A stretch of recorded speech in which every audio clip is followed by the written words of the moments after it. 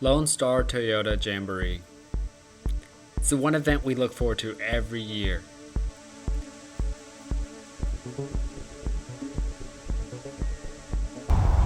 It is Friday, April 23rd. We make crazy new ideas with new deadlines and always pushing for the last minute. Less than a week till we leave for Jambo. And it seems like the 14 to 12 hour days, 7 days a week. I really It's just not enough time in the day.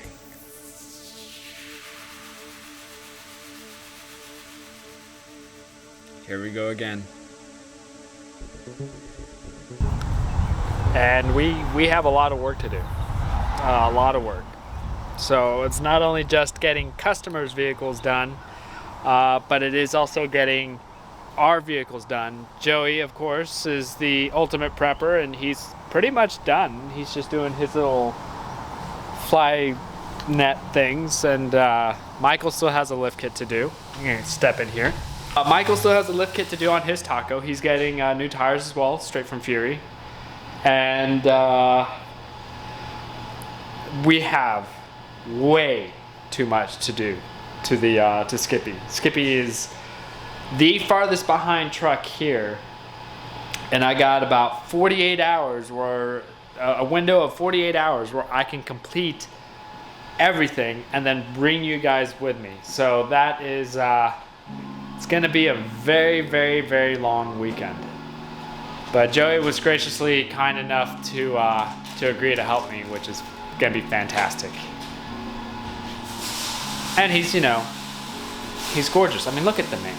Chiseled jaw, charming smile. Yeah.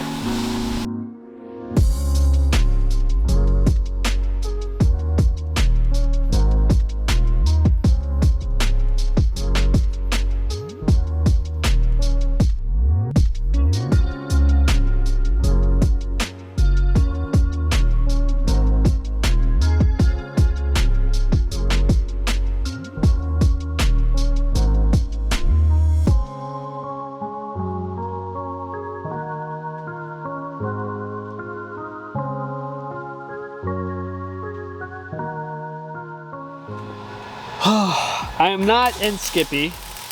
Of course, there's welding going on. There's not much I can do about it. We're pushing fiercely trying to get everything done, and it's down to the wire. It really is.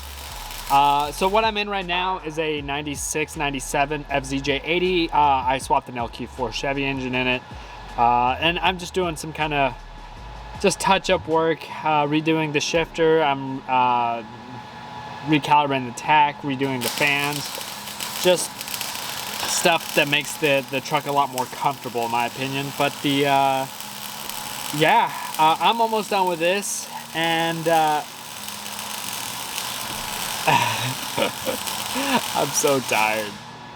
I am tired as can be, and to touch up, I know I haven't been active on YouTube for a while, and I'm just really sorry about that. But this time of the year, I don't have time. I'm barely keeping up with TikTok as it is, and it's just, this is the most important time of the year for us because Toyota Jamboree is the biggest Toyota event, at least for the 4x4 market. I think in the nation, I dare say. I mean, there's going to be a lot of rigs. I think there's over 800 rigs registered this year. I think that the park is actually capped out, which is nuts. So, but yeah, what I'm going to do is I'm going to bring you guys with me, and I'm going to start covering today all the way to Toyota Jamboree. So my goal, I'm going to try to hold me on this, but I'm going to be releasing a video per day. So if you're watching this today, this was filmed yesterday. So yeah. Now here's the thing. Skippy. let's talk about Skippy real quick. My HDJ 81. We got to pull the transfer case. We got to regear the transfer case. We got to weld on sliders if they're ready.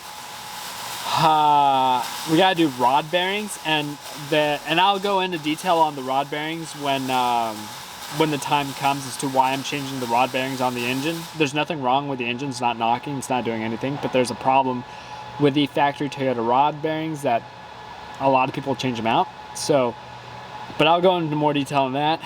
We got to install the fridge slide, wire up the fridge, and it's just a ton of work. So yeah, this video mainly is just covering the fact that I am busy as all get out, and yeah, but I'll bring you guys along for a little bit of the technical stuff that I'm doing onto this LS Swapped 80 series, and then that would be pretty much for the video for today. I wish I could cover more, but yeah, it's insane.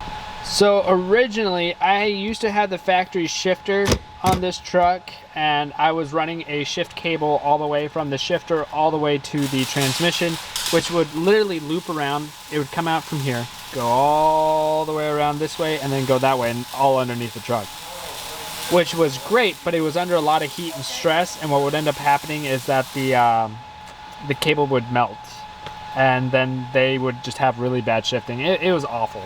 So Low Car made a pretty good universal shifter kit with the neutral safety. It was supposed to come with a reverse switch, but it didn't, so I'll have to make it work one way or another.